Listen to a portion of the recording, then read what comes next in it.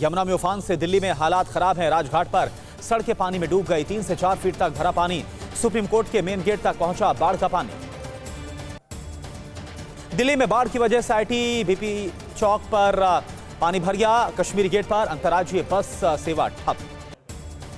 दिल्ली में बाढ़ के कारण तिब्बती रिफ्यूजी कॉलोनी में बिजली गुल हो गई। पानी की सप्लाई भी बंद। मोबाइल टॉर्च जलाकर अंधेरी गलियों से गुजर रहे लोग। बाढ़ की वजह से मजनू का टीला के पास रहने वालों का बुरा हाल है। घरों में भरा है बाढ़ का पानी। रात में सड़क पर सोने से सांप, बिच्छू और जानवरों का खतरा। यमुना नदी का जलस्तर बढ़ने से दिल्ली में कई सड़कों पर जलभराव। ITO पर चलानी पड़ी नाव। आने जाने वालों को भारी परेशानी। दिल्ली में धीरे धीरे घट रहा यमुना का जलस्तर। 208 मीटर से अब नीचे आ गया है यमुना का जलस्तर। आज सुबह 207.58 मीटर दर्ज हुआ है जलस्तर। दिल्ली के मुकुंदपुर इलाके में बाढ़ के पानी में डूबने से 3 बच्चों की मौत हो गई। तीनों बच्चे चौक के पास जमे पानी में नहाने के लिए उतरे थे। बच्चों को डूबता हुआ देख वहां पर मौजूद पुलिस कांस्टेबल ने उन्हें बचाने का प्रयास किया, लेकिन कोशिश नाकाम रही। तीनों बच्चों के शव अस्पताल भिजवाए गए। ITO बैराज के जाम हो चुके 5 गेट दिल्ली के लिए बने मुसीबत। सही से नहीं हो पा रही पानी की निकासी। सिल्ट की वजह से लंबे समय से जाम है गेट। दिल्ली में बाढ़ के बीच 20 घंटे की मशक्कत के बाद ITO बैराज का पहला गेट सेना की मदद से खोला गया। ITO बैराज का गेट खोलने के लिए गोताखोरों ने पानी के नीचे से कंप्रेसर के जरिए स्लिप निकाली। फिर हाइड्रा क्रेन से गेट को खींचा गया। दिल्ली के सिंचाई एवं बाढ़ नियंत्रण मंत्री सौरभ भारद्वाज ने कहा, बैराज के सभी गेट खोलने जरूरी। जाम गेट नहीं खुले तो गैस कटर से काटे जाए। दिल्ली के मंत्री सौरभ भारद्वाज ने कहा, डूब क्षेत्र से लोगों को सुरक्षित जगहों पर शिफ्ट किया जा रहा है। कई जगहों पर मोटर बोट्स तैनात हैं। दिल्ली में आई बाढ़ पर जमकर हो रही है सियासत। बाढ़ के लिए आम आदमी पार्टी और BJP के नेता एक दूसरे को ठहरा रहे हैं जिम्मेदार। यमुना पर ड्रोन रेगुलेटर फेल होने से ITO पर आया बाढ़ का पानी। LGVK सक्सेना और दिल्ली सरकार के मंत्री सौरभ भारद्वाज के बीच हुई बहस। दिल्ली में बाढ़ राहत के लिए NDRF और सेना बुलाए जाने पर सरकार और अधिकारियों में टकराव। दिल्ली के मंत्री सौरभ भारद्वाज ने वीडियो जारी किया। सौरभ भारद्वाज ने कहा, IAS अश्विनी कुमार बता रहे हैं कि रात को NDRF और आर्मी की जरूरत नहीं थी। LG कह रहे हैं सुबह बुला लिया, जब जरूरत नहीं थी तो क्यों बुला। दिल्ली में बाढ़ राहत के लिए सेना ने संभाली कमान। ITO के पास टूटे रेगुलेटर को ठीक करने और WHO बिल्डिंग के पास ड्रेन खोलने में जुटी सेना। बाढ़ प्रभावित लोगों के लिए दिल्ली में 6 जिलों में करीब 2500 राहत शिविर बनाए गए हैं, जहां लोगों के लिए रहने और खाने का प्रबंध किया गया। दिल्ली के बाढ़ प्रभावित इलाकों में NDRF की 16 टीमें तैनात है। अब तक 25,000 से ज्यादा लोग निकाले गए। करीब 23,000 लोग राहत कैंप पहुंच जाएंगे। पीएम मोदी अपनी 2 दिवसीय फ्रांस यात्रा को पूरा करके UAE के लिए रवाना हुए हैं। यहां भी ऊर्जा, खाद्य सुरक्षा, रक्षा सहित कई क्षेत्रों में द्विपक्षीय संबंधों को आगे बढ़ाएंगे। UAE के राष्ट्रपति अल नाहयान से मुलाकात करेंगे पीएम मोदी। वैश्विक मुद्दों पर सहयोग को लेकर चर्चा होगी। भारत फ्रांस के बीच फाइटर जेट इंजन बनाने का समझौता हुआ। DRDO और साफ्रान मिलकर बनाएंगे जेट इंजन। मझगांव डॉकयार्ड और फ्रांस नेवल ग्रुप के बीच स्कॉर्पियन क्लास की 3 सबमरीन बनाने की डील हुई। पेरिस के लॉवर संग्रहालय में राजकीय रात्रि भोज में शामिल हुए पीएम मोदी। राष्ट्रपति मैक्रो और उनकी पत्नी ने पीएम मोदी का स्वागत किया। पीएम मोदी ने बैस्टिल डे पर फ्रांस के लोगों को बधाई दी। कहा, यहां बैस्टिल डे मनाना मेरे लिए खुशी और गर्व की बात है। फ्रांस में पीएम मोदी ने कहा कि भारत स्थायी शांति की बहाली में योगदान देने के लिए तैयार है। आतंकवाद खत्म करने के लिए ठोस कार्रवाई पर सहमति। फ्रांस के राष्ट्रपति इमैनुअल मैक्रो का हिंदी में ट्वीट लिखा, भारत और फ्रांस की दोस्ती जिंदाबाद, फ्रांसीसी भारतीय मित्रता अमर रहे। पीएम मोदी ने राष्ट्रपति मैक्रो को चंदन की लकड़ी से बना सितार गिफ्ट किया। चंदन की लकड़ी पर नक्काशी की कला देखते ही बन रही। पीएम मोदी ने राष्ट्रपति मैक्रो की पत्नी को भी दिया तोहफा। ब्रिजेट मैक्रो को पीएम ने सैंडलवुड बॉक्स में पोचमपल्ली एकत गिफ्ट किया। पीएम मोदी ने फ्रांस की प्रधानमंत्री एलिजाबेथ बॉर्न को मार्बल इनले वर्क टेबल गिफ्ट किया है। मार्बल इनले वर्क संगमरमर पर की गई अनोखी आर्ट्स में से एक है। पीएम मोदी ने फ्रांसीसी सीनेट के अध्यक्ष जेरार्ड लाचर को सैंडवुड की हाथ से बनी हाथी की मूर्ति भेंट की। ये ज्ञान, शक्ति और सौभाग्य का प्रतीक माना जाता है।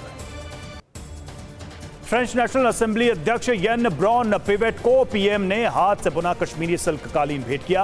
हाथ से बुने रेशम के कालीन दुनिया भर में मशहूर। दिल्ली से सटे नोएडा में भी बाढ़ का असर। सेक्टर 135 में गौशाला में घुसा यमुना का पानी। करीब 200 गायों का रेस्क्यू किया गया। ग्रेटर नोएडा में भी यमुना नदी का जलस्तर बढ़ा। गौतम बुद्ध विश्वविद्यालय में भरा यमुना का पानी। यूनिवर्सिटी से बिजली घर में घुसा पानी। गाजियाबाद के लोनी इलाके में भी जल भरा। गाजियाबाद के अलीपुर बांध से लोनी की तरफ बह रहा है पानी। बारिश बंद होने से हथिनीकुंड बैराज पर जलस्तर घटा। बीती रात यमुना में 57,363 क्यूसेक पानी छोड़ा। मौसम विभाग ने दिल्ली में आज मध्यम बारिश का येलो अलर्ट जारी किया। सक्रिय मानसून की वजह से मौसम विभाग ने हिमाचल प्रदेश में आज बारिश का येलो अलर्ट जारी किया है। कुल्लू शहर और मनाली को जोड़ने वाला पुल सैलाब में बहा। हिमाचल प्रदेश की कुल्लू में भारी बारिश के बाद दुकानदार और किसानों को भारी नुकसान। बारिश और बाढ़ से जूझ रहे हिमाचल में डीजल महंगा हुआ। उत्तराखंड में पहाड़ों पर भारी बारिश का अलर्ट। टिहरी, नैनीताल, चंपावत में मौसम विभाग का अलर्ट। उत्तराखंड में भारी बारिश और भूस्खलन जल भराव की वजह से 248 सड़कें बंद। बारिश के दौरान बिहार में बिजली गिरने से 9 लोगों की मौत। बिहार के सीएम नीतीश कुमार ने बिजली गिरने से हुई मौतों पर दुख जताया। बिहार के 24 जिलों में भारी बारिश का अलर्ट। पटना, गया, रोहतास, नालंदा, बेगूसराय समेत 14 जिलों में सामान्य बारिश और वज्रपात का अलर्ट। बिहार की राजधानी पटना समेत कई जिलों में भारी बारिश। अगले महीने साउथ अफ्रीका में होने जा रहे ब्रिक्स सम्मेलन में शामिल होंगे पुतिन। अगले महीने पीएम मोदी और रूसी राष्ट्रपति पुतिन की हो सकती है मुलाकात। ज़पोरिज़िया इलाके में यूक्रेन ने हाइमार्स से हमला किया। हमले में यूक्रेन ने रूस के कॉलम को तबाह किया। यूक्रेन का खेरसोन इलाके में एलोश्की शहर पर भीषण हमला। रूस का ब्रिटेन की यूक्रेन को दी गई 2 स्टॉर्म शैडो मिसाइल को मार गिराने का दावा। रूस ने पश्चिमी देशों पर परमाणु आतंकवाद को प्रायोजित करने का आरोप लगाया। यूक्रेनी सेना ने ज़पोरिज़िया में बढ़त हासिल करने का दावा किया। रूसी राष्ट्रपति पुतिन ने वैगनर ग्रुप को लेकर बड़ा बयान दिया। कहा, रूस के खिलाफ विद्रोह करने वाला वैगनर समूह अस्तित्व में ही नहीं है। बगावत का नेतृत्व करने वाले येवगेनी प्रिगोजिन और राष्ट्रपति पुतिन के बीच हुई बैठक 24 घंटे से भी कम समय में खत्म हो गया था विद्रोह। रूस ने बेलारूस से अपने लगभग सभी सैनिकों को वापस बुलाया। बेलारूसी क्षेत्रों में रूसी सैनिकों की संख्या लगातार कम हो रही है। बेलारूसी रक्षा मंत्रालय ने दावा किया कि वैगनर ग्रुप के लड़ाके बेलारूस में सैनिकों को दे रहे हैं ट्रेनिंग। विधि आयोग ने यूसीसी पर सुझाव देने की समय सीमा 2 हफ्ते के लिए बढ़ाई। यूसीसी पर दिल्ली में आज कानून मंत्रालय की बैठक। यूसीसी पर बैठक में कानून मंत्रालय राष्ट्रीय आयोग से मुस्लिम महिलाओं और बच्चों की मौजूदा स्थिति पर राय लेगा। यूसीसी को लेकर दिल्ली में आज ऑल इंडिया शिया समुदाय की बैठक है। All India Muslim personal law board और जमीयत उलेमाए हिंद की अपील के बाद लखनऊ की मस्जिदों में जुमे की नमाज से पहले यूसीसी पर जारी हुआ बयान। मौलाना ने कहा, मुल्क में हर मजहब के लोग रहते हैं। यूसीसी आने के बाद उनके अधिकारों का हनन होगा। यूपी के बरेली में यूसीसी के विरोध में मस्जिद पर लगाए गए बारकोड्स। मुस्लिम पर्सनल लॉ की सुरक्षा के लिए देश भर में प्रदर्शन। असम में एआईयूडीएफ के प्रमुख बदरुद्दीन अजमल का दावा, यूसीसी मोदी के नेतृत्व वाली केंद्र सरकार के पतन का कारण बनेगा। सोनिया गांधी के आवास पर आज शाम 4 बजे कांग्रेस संसदीय रणनीति समूह की बैठक होगी। यूक्रेनी राष्ट्रपति ज़ेलेंस्की के करीबी एंडी यर्मक ने दावा किया है कि रूसी सेना ने यूक्रेन से लौटने से पहले कीव रूस के साथ कोई बातचीत नहीं करेगी। रूस के यूक्रेनी ठिकानों पर एमएलआरएस से जबरदस्त हमला। रूसी हमले में यूक्रेन को भारी नुकसान की खबर। रूस के माइंस हमले में बाल बाल बचे यूक्रेनी सैनिक। माइंस में अचानक हुआ था धमाका। यूक्रेन ने अटैक के बेलगोरोड में 80 गोले दागकर भीषण हमला किया। यूक्रेनी हमले से कई शहरों में एनर्जी सप्लाई और इंफ्रास्ट्रक्चर को नुकसान। यूक्रेन की फौज में सीनियर रैंक के अधिकारी के बगावत की खबर। नाटो ने रूस की सीमा के पास किया बड़ा हवाई अभ्यास। इस दौरान रूस की मिसाइल और हवाई हमलों को मार गिराने का अभ्यास किया।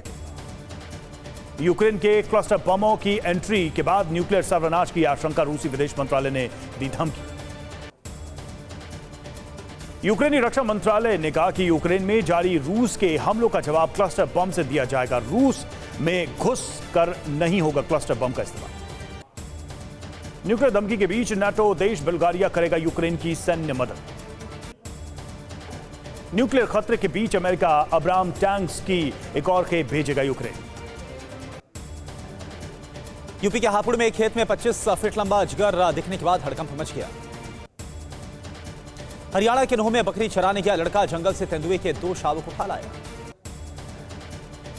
महाराष्ट्र के नासिक जिले में तेंदुए के 2 बच्चों का रेस्क्यू किया गया। आंध्र प्रदेश एलुरु शर्मसार करने वाली घटना, 2 लड़कियों ने सौतेले पिता पर लगाया रेप का आरोप। न्यूज एजेंसी एनआई के अध्यक्ष और वरिष्ठ पत्रकार प्रेम प्रकाश की किताब का विमोचन पूर्व राजनयिक पवन वर्मा ने विमोचन किया। वरिष्ठ पत्रकार प्रेम प्रकाश ने इस मौके पर कहा कि उन्होंने अफगानिस्तान को खूबसूरत और शिक्षित मुल्क के तौर पर देखा है और महसूस किया है। 17 जुलाई से पंजाब और चंडीगढ़ के सभी सरकारी दफ्तर में काम का वक्त बदलने का फैसला। बीजेपी की केंद्रीय जांच टीम आज पटना पहुंचेगी। लाठीचार्ज में घायल लोगों से मुलाकात करेगी। पटना लाठीचार्ज मामले में बिहार पुलिस का बड़ा एक्शन, 2 पूर्व डिप्टी सीएम समेत 59 बीजेपी नेताओं के खिलाफ केस दर्ज हुआ। पूर्व डिप्टी सीएम तारकिशोर प्रसाद, रेणु देवी, सांसद जनार्दन सिग्रीवाल, सुशील सिंह, विधायक नितिन नवीन और शाहनवाज हुसैन के खिलाफ केस दर्ज हुआ।